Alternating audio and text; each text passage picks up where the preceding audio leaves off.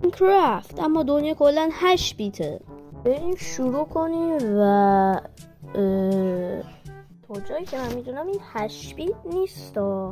به هر حال میایم چوب میزنیم و اینا رو تبدیل میکنیم، باشون یه کرافتینگ تیبل میسازیم و بقیهشون تبدیل میکنیم به استیک. به هر حال یه پیککس میسازیم و زمین رو میکنیم، برمیگردیم بالا و یه پیککس سنگی میسازیم، هرچی نیاز بود رو ساختیم و خوکو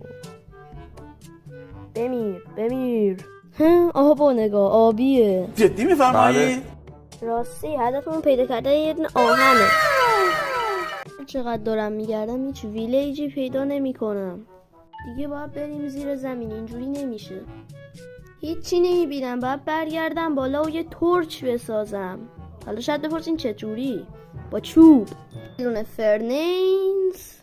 حالا زغالمون رو میکنیم و یه دونه منبع میذاریم که بسوزه و کول ما هم آماده شه.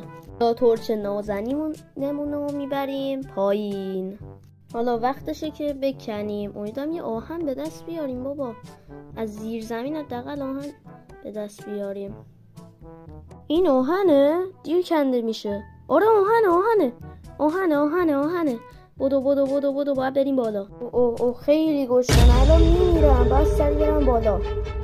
وای داره جونم کم میشه. شبم هست.